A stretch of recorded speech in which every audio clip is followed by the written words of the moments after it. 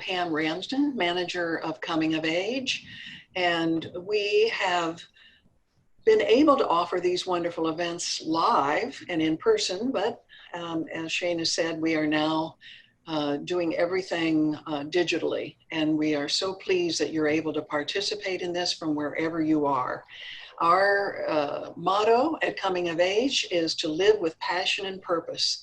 This program started at Temple University about 18 years ago, and it was really focused on people who were 50 and over, who have a lot of energy, talent, experience, and passion to do something meaningful in this third stage of life.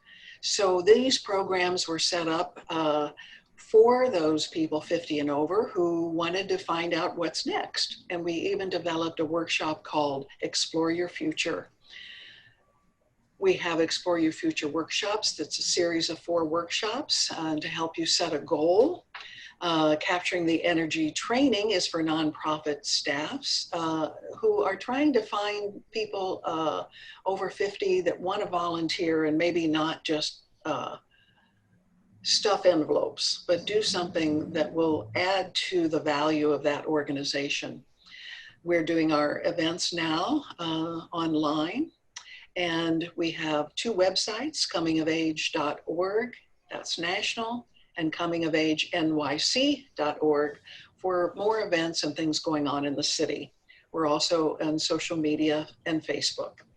So what I will do at the end of this program is add you to our newsletter list if you're not already on the list. And you are free to unsubscribe. It's free. It just gives you inspiring stories and some ideas for events that you can participate in or volunteer. So we are pleased today to have Moria Amit from the Center for Jewish History. We have worked with her several times in the past. We had 2 events at the Genealogy Library, and they were absolutely outstanding. Everybody loved it. Everybody gets to sit at their own computer, work on their database, and it's been very popular. Moria is the senior genealogy librarian at the Center for Jewish History, Ackman and Ziff Family Genealogy Institute, otherwise known as GI. Since 2011, she's provided on-site and remote reference services, guiding family history researches to relevant resources at the center and beyond. Since 2013, she's coordinated the Institute's operations, public programming, and outreach. In addition, she's the creator and manager of the Institute's New York Historical Synagogues Map, a free online tool for Jewish genealogy that was awarded the IAJGS's John Stedman Memorial Grant in 2019. Congratulations. Thank you. She earned a master's degree in library science from Pratt Institute. And I hope if you ever have an opportunity to go to the center and visit this genealogy library, that you'll look up Moria, because she certainly will be a great help to you. And now I turn it over to you. Thank you, Pam, for that warm welcome. And thank you, Shana, for facilitating today. And thank you everyone else for joining. I look forward to this program. And as Pam mentioned, of course, we are in a new era of programming.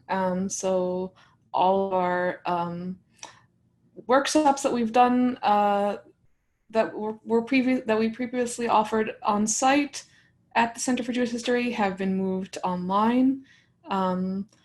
But we do hope to welcome you back to the Center for Jewish History when we reopen again at some point projected for this fall. So with that, I'm going to get started.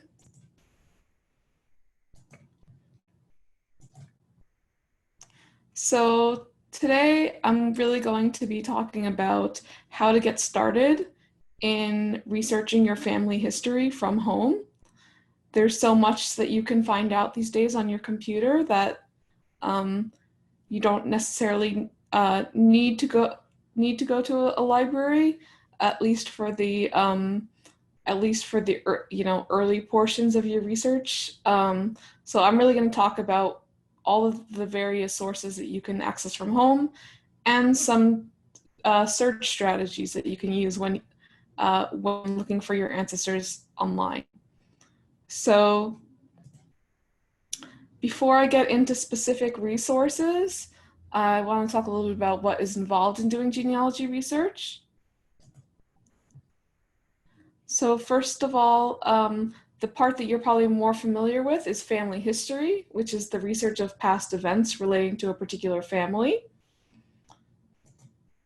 And I encourage you to think about it as more than just gathering basic facts about your ancestors, like their birth dates and places, to think about how you might uncover the stories of your ancestors' lives.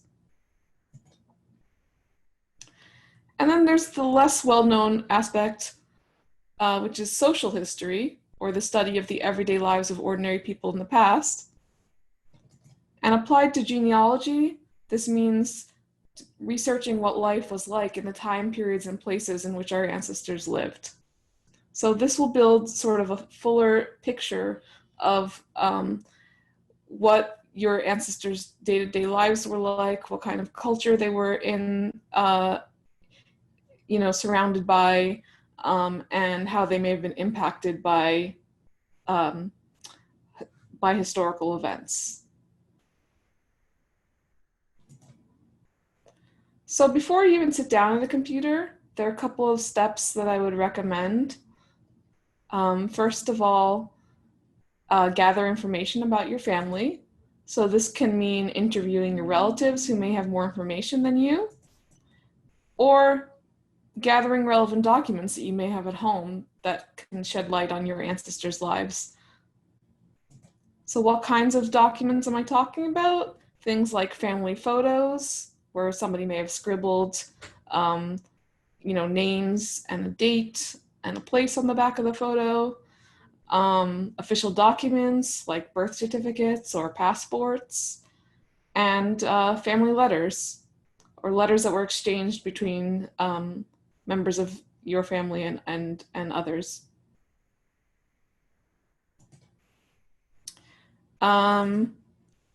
So once you've done that, you've completed that process of gathering information, I would recommend that you complete a basic family tree chart, and you can print one for free at our website, genealogy.cjh.org. And this will help you to organize the basic facts that you've gathered about your family. And I encourage you to think of it as a work in progress. You can always add or change facts as you find more information. So this is what the family tree chart looks like. You always want to start with yourself on the left-hand side and work your way backwards in time to your parents, grandparents, and great-grandparents. Now, if you want to focus on one specific line of your family, like let's say your father's line, you can put your father in this first box here and then work backwards on his line to his parents, his grandparents, and so forth. And if there's anyone who you are interested in researching who doesn't fit on this chart, like aunts or uncles, you can always list them on the back of the page. Now, this is just a starting tool. Once you feel like you've expanded beyond the scope of this family tree chart, then I would recommend moving on to an online family tree builder, and there are lots of those available for free online. So we actually have a list of some of those free family tree building websites on our research guides. So I'll point out how to get to our research guides later on, but yeah, so, or you could just do a simple Google search if you'd like. And the other thing I want to mention is that, I think what else? No, I think that's it, yeah. Oh, yeah, now I remember what I was going to say. But this is really a great reference tool to have throughout your research, even as you get more, as you advance further on in your research, because it allows you to have all the basic facts right at hand. So you don't have to keep looking back and through piles and piles of documents that you might accumulate over time to find out simple things like when your father was born, for example. So moving on to the nitty-gritty here, what kinds of websites do I recommend for getting started in your family history research? The first one and the one that is broadest, so it will really I think that everyone who's watching today will be able to find something of interest on this site, is familysearch.org. This is the website of the LDS, or Mormon Family History Library in Salt Lake City, and they are the largest genealogical library in the world.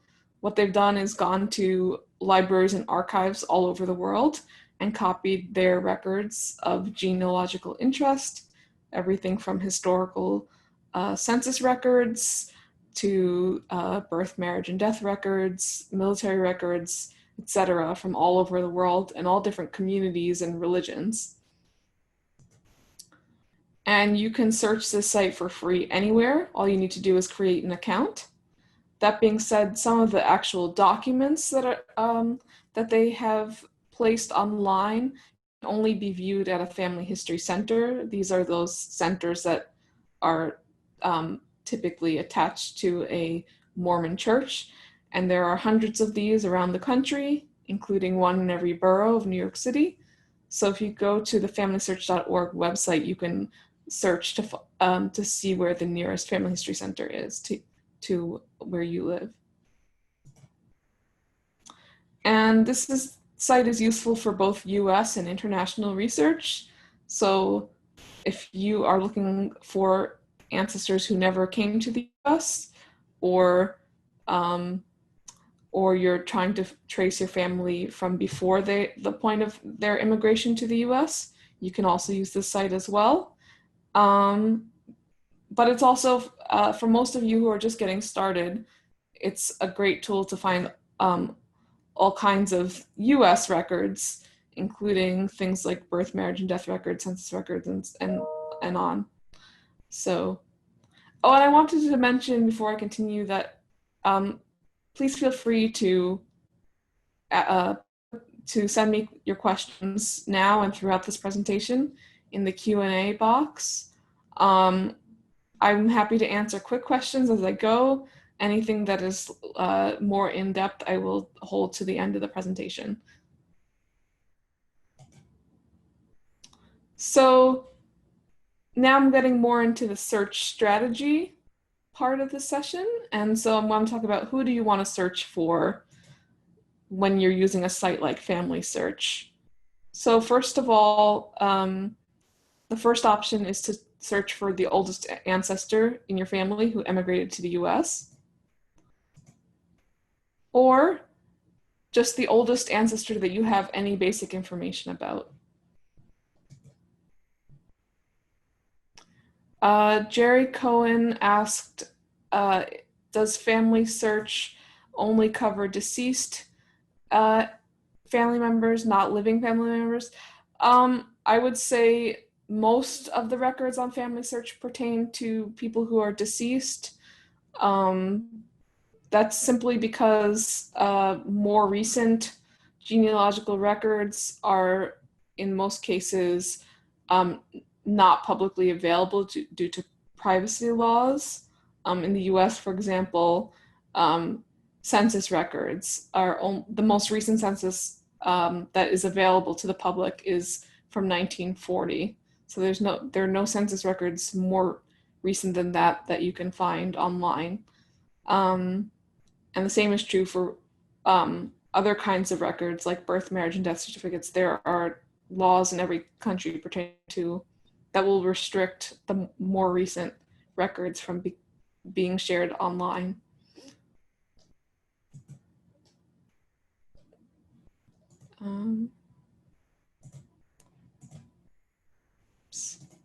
Okay, so moving along, how much information should I enter?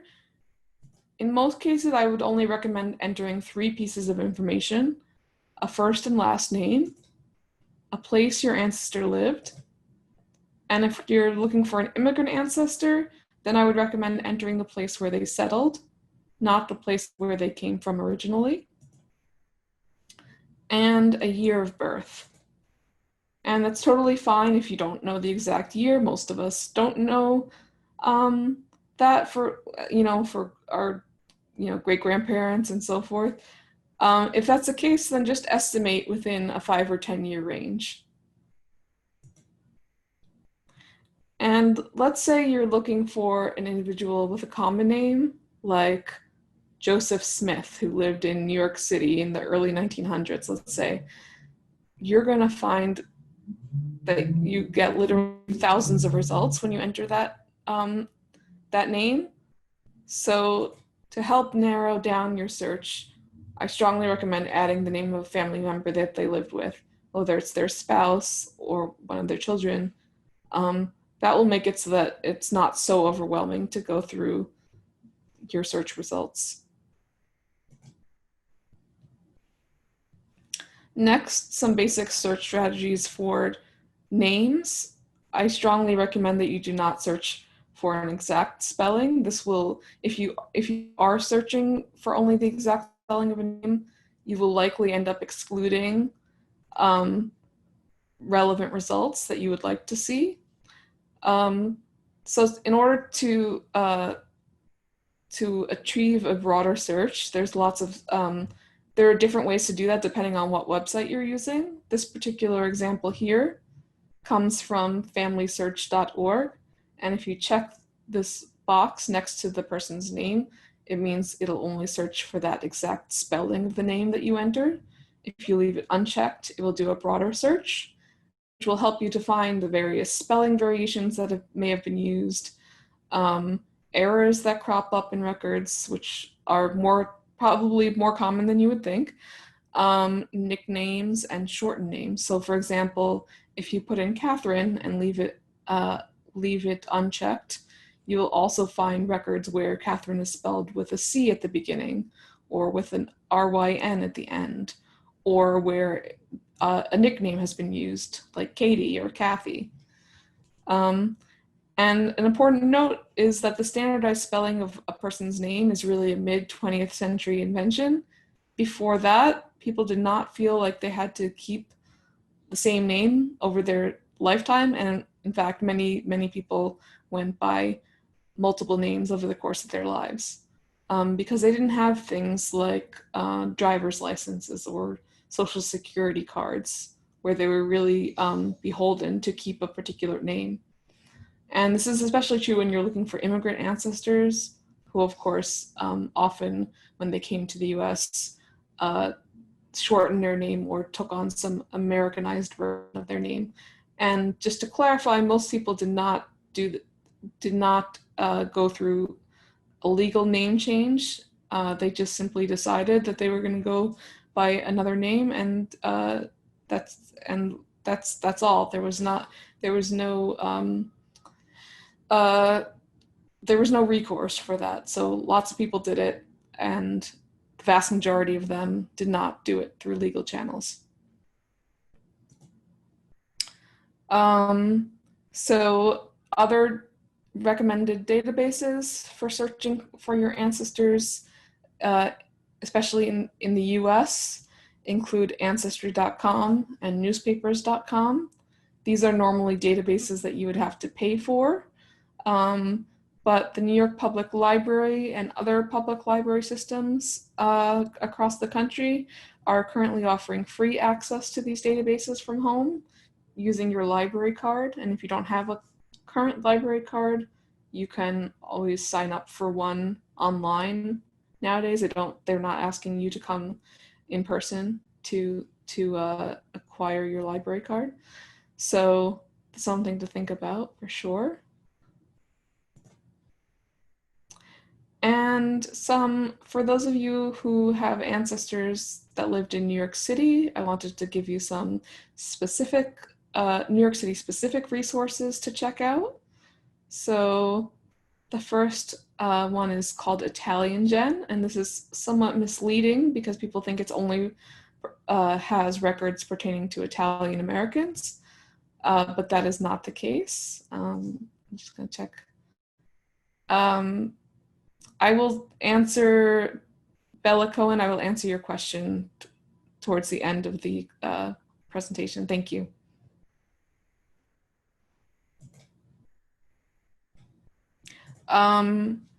So Italian Gen was created by the Italian Genealogical Group, which is a group of Italian American genealogy enthusiasts. But what they did is create indexes of various New York City records for all New Yorkers, not just for those of Italian descent. So it's a great place to search for things like historical New York City birth, marriage, and death certificates, and naturalization papers. And that's something that you can use for free from anywhere. And similarly, SteveMorse.org was created by a genealogist, Steve Morse, and he has created a number of useful search tools on his website. The most prominent of which is the Ellis Island Arrival Records database. And there are other places where you can search for your ancestors' arrival at Ellis Island, but this is the one that I like the most. So if you're looking for someone who came into New York City between 1892 and 1924, I would highly recommend that you go to this site, stevemorse.org. I see there's another question coming in. Is there one for Jewish New Yorkers? There's not a specific database for Jewish New Yorkers, but if you are looking for Jewish immigrants who came into New York, you will still find those individuals on both Italian Gen and stevemorse.org.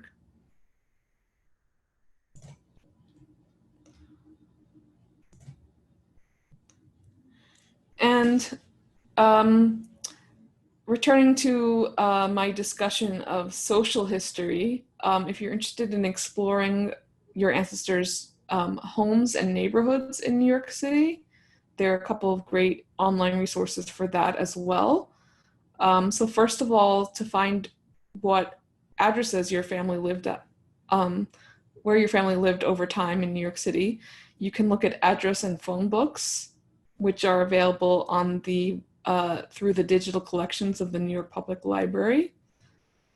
And then once you have those particular addresses, you can then look up those specific addresses on in New York City photos and maps, for example, which are also available through the New York Public Library digital collections, or in newspapers of that time to find out what kinds of things were happening on your ancestors' street or in your ancestors' neighborhood at the time that they were living there. And that can be found on the site fultonsearch.org, which is a great site for looking up historical New York State specific newspapers. So many of you may be wondering, where did my family come from originally? If you are at that particular stage, then I would highly recommend starting by tracking down the naturalization papers of one of your immigrant ancestors, especially if you think that they became US citizens after 1906. Why do I specifically recommend those records? It's because that's really the one source where people were required to note the specific birth town or city, not just a general area which you might see on other kinds of records. For example, a lot of Eastern European Jewish immigrants, when asked where they were born, would say things like Russia or Austria, which I'll talk about a little bit later.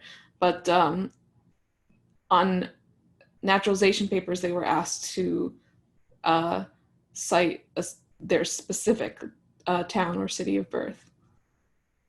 That being said, if you are unable to find naturalization records for your immigrant ancestors, or if they never became US citizens, there are other potential sources of that information.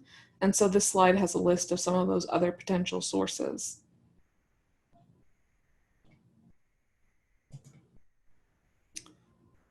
So moving on to how to locate your towns of origin.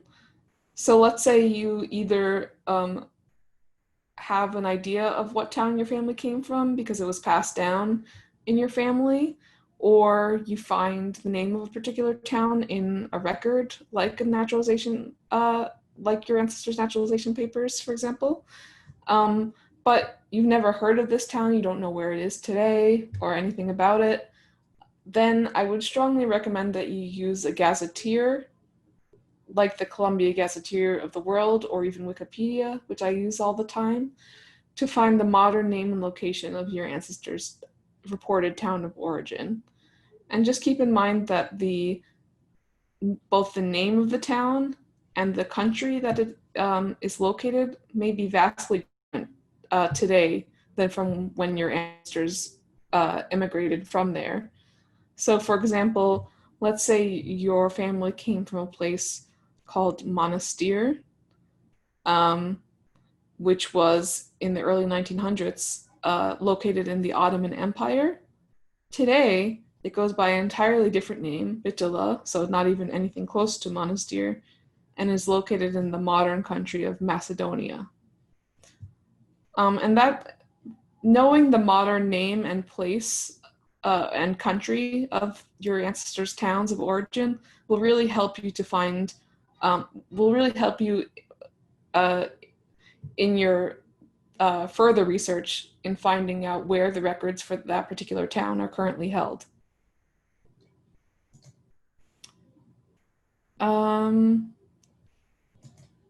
Jerry Cohen asks, how can I find a Social Security application?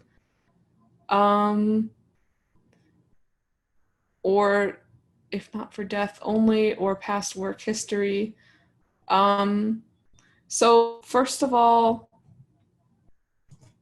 the Social Security death index is a great place to look for information on a person's death.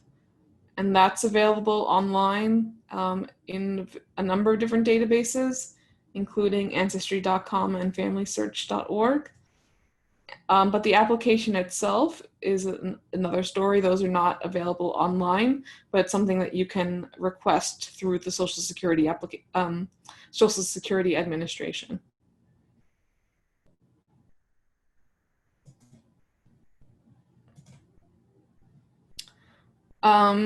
And then returning to, again, that social history aspect of genealogy research, if you want to learn more about your towns of origin overseas, then the best place to start, first of all, is genealogyindexer.org, where you can search historical address and phone directories from all over the world and find out exactly where your ancestors were living in different time periods. And then again, to look for those specific addresses in historical maps to find out, exactly what part of a city or a town they lived in and what kinds of things were around it, whether it was, in a very commercial area of the city or whether it was in a particular ethnic enclave or so forth. So old maps online is, I find, the most user-friendly historical map resource online. You literally just type in a name of a city or town and it will come up with a whole list of historical maps that you can view online, or you can even just click on or move this little box icon to a specific part of a world map. And again, it will pull up an entire list of maps available online that contain that particular area.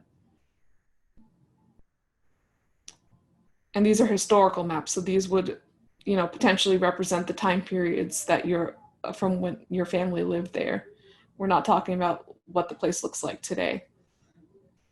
And then finally, again, I can't say enough about how historical newspapers can really add flesh to the stories of our ancestors' lives. And so I would recommend checking out to see if there are any historical newspapers online for the particular places where your ancestors lived. The best place to do that is on the website of the Center for Research Libraries, icon.crl.edu.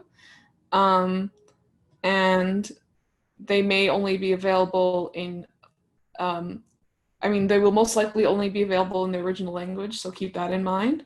And they're not always searchable. Sometimes you have to go through, each specific issue to see if there's any, stories of interest to you.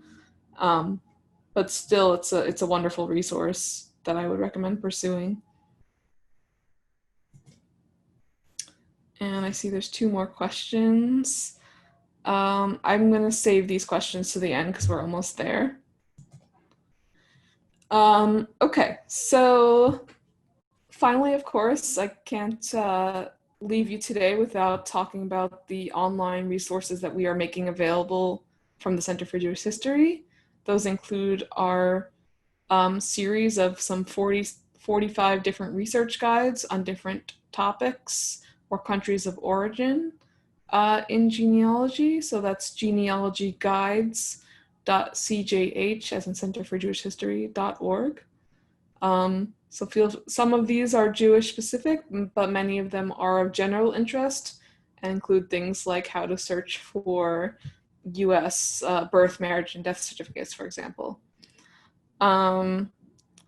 We also are producing a weekly Facebook Live series called Genealogy Coffee Break, which airs live every Tuesday at 3:30 p.m. on the Center for Jewish History's Facebook page. And these are quick dives into specific topics in genealogy. Again, most of these are of general interest. For example, we did one specifically on how to locate historical newspapers online. So check that out. You can find all of our previously aired episodes on our Facebook page as well. And then finally, feel free at any time, if you have questions that come up in your research, to email us at gi@cjh.org. We're always happy to hear from you. And we look forward to seeing you again in person when we reopen. So with that, I'm going to turn it over to questions. So I will stop the screen share for now. And let's see what questions have come in. So, okay, so Bella Cohen asked, how about name spellings in a different country? So I think that she was referring to, when I did the slide about search strategies for names. So let me go back to that slide for a second.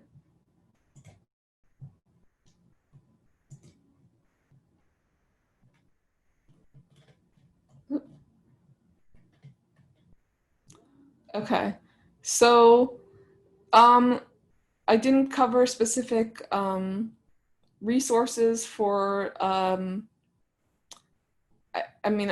guessing that you're looking for Jewish specific resources from overseas.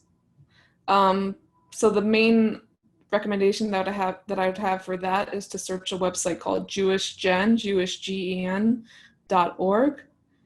And like Family Search, it also has the option of doing a broader search for names using either either a phonetic search for the name, so it'll find any name that is phonetically similar to the name that you enter, or a sounds like search, which is pretty similar but a little bit broader than that, because it will also look for sort of synonyms, like in Hebrew, the Hebrew name Samuel, or the Yiddish version Shmuel. It will find those kinds of similar or synonym names. So yeah, so again, I would leave it open to a broader search using those kinds of options.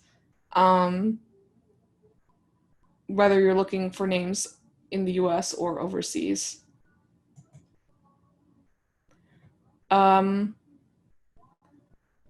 So someone else asks, is there a veteran search site for deceased service members? Let's see.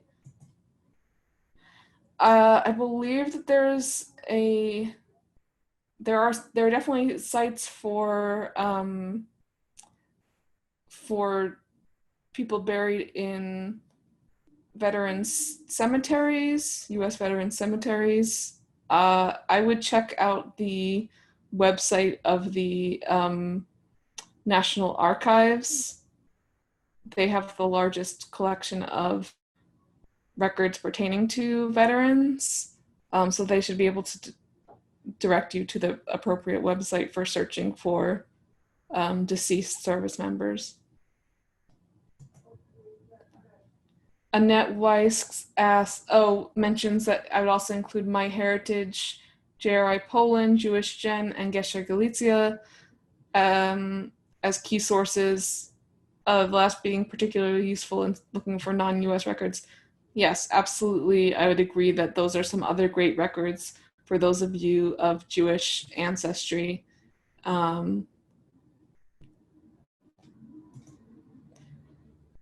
Joan Ryder asks, how does one get access to the Columbia Gazetteer of the World?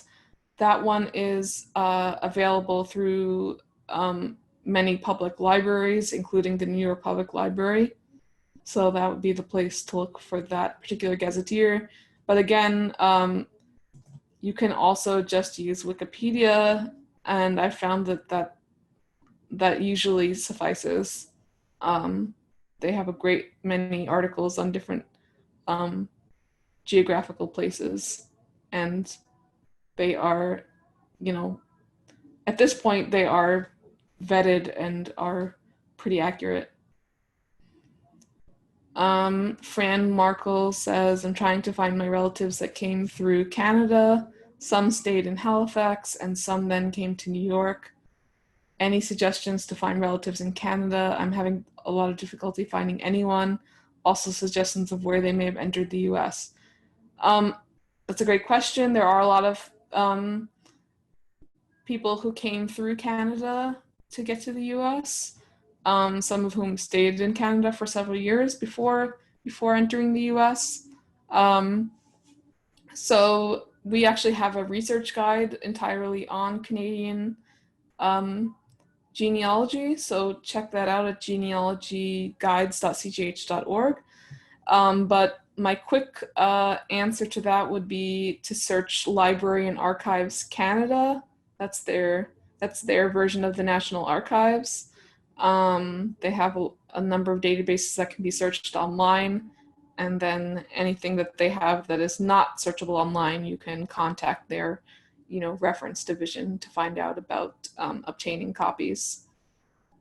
And in terms of suggestions of where they may have entered the US, most people, I would say, came through land crossings, some by ship from on the Great Lakes, but typically in the sort of Midwest area, Detroit or even Western New York was a popular destination. And those border crossing records, by the way, are available through ancestry.com. So that's where I would recommend going to look those up. And Jerry Cohen chimed in that his uncle did come through Halifax to Buffalo and ended in Milwaukee. Yeah, so thank you for that example. Yep, that was quite common. And Donna Martinello writes, can we get a copy of your presentation? We do not offer copies of the slides. However, I do have a handout that I've compiled, which lists all of the resources that I've mentioned in today's presentation, including every single website. I've already sent that to Pam, so she will send it to everyone who has attended today. Let's see. Any more questions? Am I missing? Let me go back to the chat box, see if anything else came in. Yep. I think I've answered everything in the chat box. So feel free to. Does anybody have any other questions that you'd like to? Oh, another chat. Oh, thank you. Does anybody? Would anybody like me to do a? Would anybody like me to do a sample search? I can open up familysearch.org, for example. But if you would like me to do a sample search, please, let's see. Oh, Bella Cohen has another question first. How about people who died in the Holocaust? Yes, so there's there's so many great Holocaust resources out there. We have an entire, very lengthy guide on that, which again you can get through genealogyguides.cgh.org. But a few quick ones that I can mention here are the database of Yad Vashem, which is Israel's Holocaust Memorial Museum. So that's, I will go ahead and type it in the chat box. No, sorry, I'll type it in. Yeah, can I do this to everyone? Yeah, to attendees. Okay.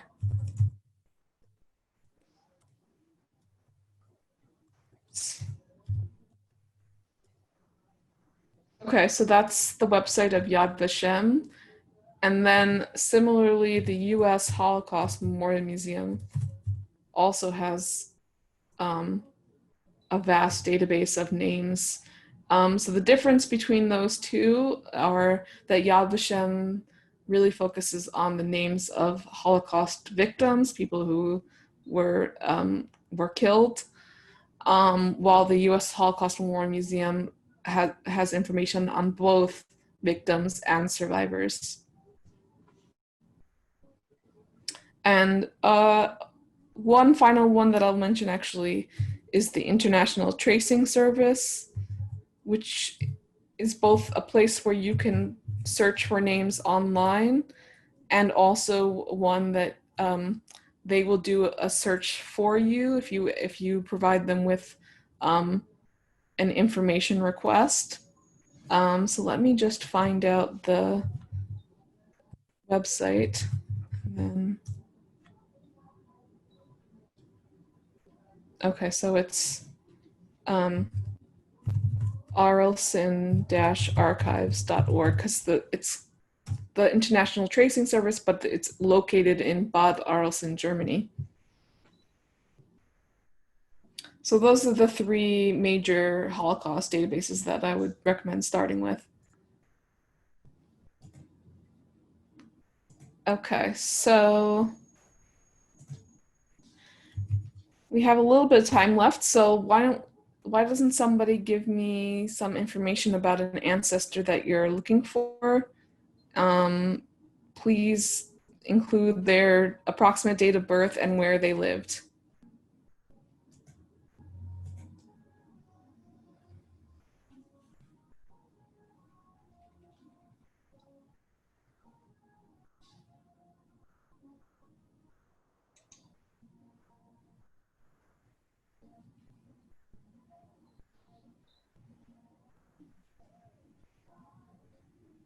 Maybe you can suggest it to put in the Q&A box instead of the chat. So it'll be easier for you to find. Oh, somebody already added, but that's fine. That's okay. Okay, so two people wrote. All right, let's see. I'll start with the first person who wrote. So Augusta Jaffe from Minsk came to the US around 1905. Ellie, do you know how old Augusta was when she came to the US?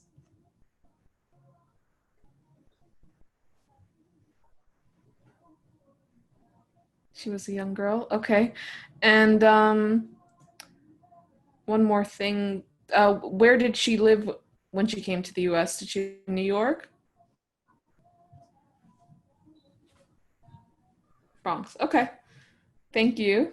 So, oh, actually, one more thing. Is Jaffe was Jaffe her maiden name or her married name?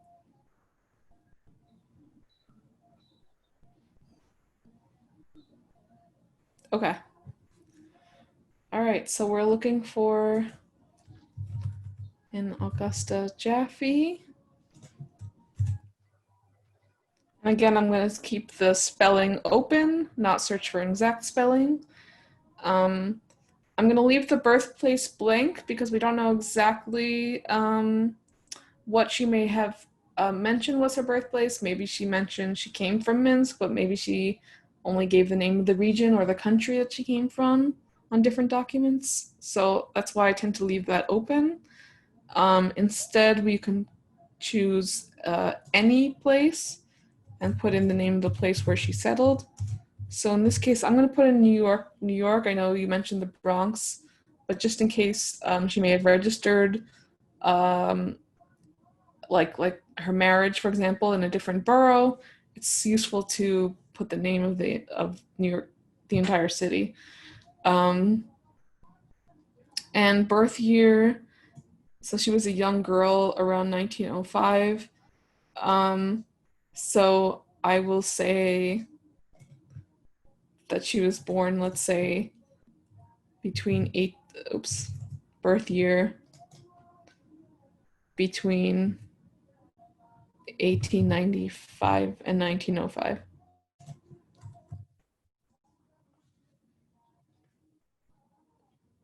Okay, and I'm going to click search.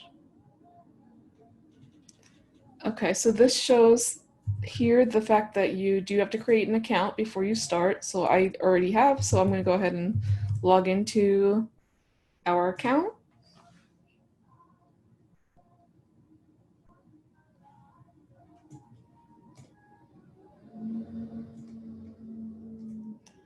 Okay, so you're going to get a lot of different results. It's important to weed out the ones that don't pertain to the person that you're looking for. So, um, so for if you look at the first one, it's from a 1940 U.S. Census record. If she was a young girl in 1905, we can probably assume that she was married by 1940. So she would have changed her name by then. So we're going to ignore that one and try to look for records that come close, that are closer to when she arrived in the US. So the fourth down is it. So is it, I guess this one here, Gussie Jaffe? Yep, from Minsk. Okay, great. So, oops. So this looks like it's a record of her marriage to Louis Shapiro. And as you can see, it has a lot of useful information here, including her age at marriage. So now we know she was born approximately in 1897, and names of her parents, Labe and Leah, and even her mother's maiden name, Schweidel. So that's a lot of great information. And of course, the information about her marriage, the date, where it took place, again in Manhattan, even though she may have lived at in the Bronx at the time. So yeah, that's an example of the kinds of things that you can find through familysearch.org. And again, it's the starting place. You gather some information from each document that you find and use that information to further your research. So now, for example,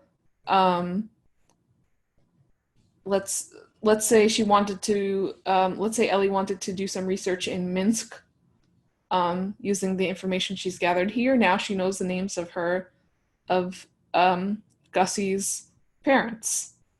So that every step you take brings you further along. It's really like detective work, essentially. So thank you, Ellie.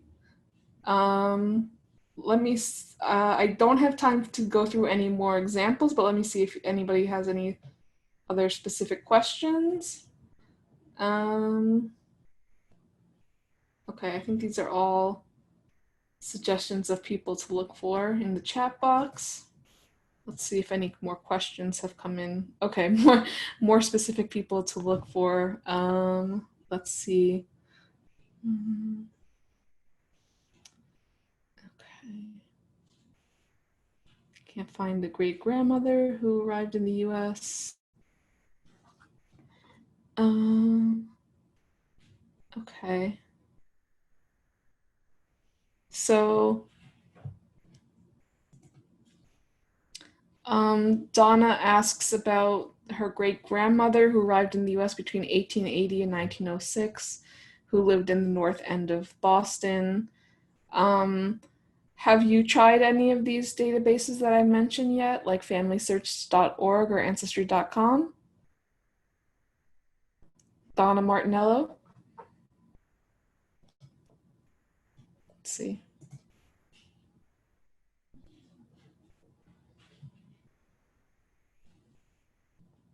Yes. And you've searched for her using both her married name and her maiden name?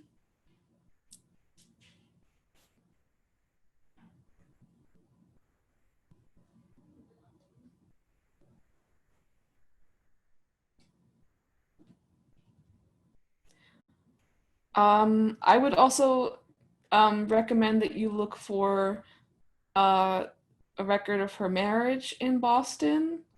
So that may not necessarily be available online. I can do a quick search here and see where those records are held.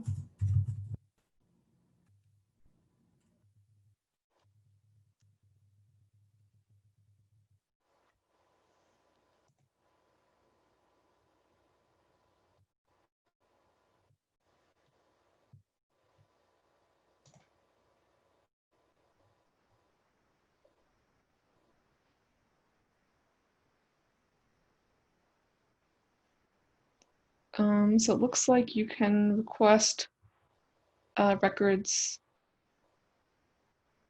by mail through the boston.gov website if you are unable to find a record online of her marriage. So that's where I would start. Okay, so I think I'm going to go ahead and wrap it up now. I appreciate all of the suggestions that came in for searches. If you have any specific questions about how to search for those individuals, or if you're just struggling to get started, and you've tried some of the things that I've recommended, but are still not getting anywhere, then certainly feel free to reach out to us at gi@cjh.org. I'll type it in again here in the chat box. But thank you all for attending today, and I look forward to seeing you in person in the future. Thank you, Moria. This was absolutely wonderful. I mean, when you can hit on something that fast, it's so exciting. Right? And you know you're going to find out more information and you just want to do more and more of it. So thank you so much. You gave us wonderful ideas. I am going to send everybody the research guide, and I'll try to get that out tomorrow if I can. If you want to hear this webinar again, we will have it up on our website probably by next week as a recording. And you just go to pssusa.org/resources. And that will show you all of the webinars that we've had. You can tune into any of those. And then I think back on June 25th, the New York Times in the business section had a wonderful article called How to Dig Up Family History Online. So if any of you want to look up if you're a New York Times subscriber, look up that article, How to Dig Up Family History Online, Tech Tips, and all, very much what Moria said today. I hope you have a wonderful adventure ahead of you, all of you, and we hope that you'll get to meet Moria in person someday in her wonderful area. Thank you. Well, thank you, so Pam. much. I'm gonna head out now. Thank you so much. Bye. All right. Thank you. Bye-bye. Shana, is there anything more you have to tell our wonderful guests today? No, I just want to say thank you to all of you who participated today. Again, the webinar will be posted in about a week. For services regarding PSS Circle of Care, please reach out to me or to Pam directly, and then she can pass along the information. Again, I'm so glad all of you are here and always coming back to participate in our presentations. Thank you. Thank you. Come back again, everybody. We'd love to see you. And I want to say hi to Jim. Hi, Jim. Bye-bye. All right, bye-bye now.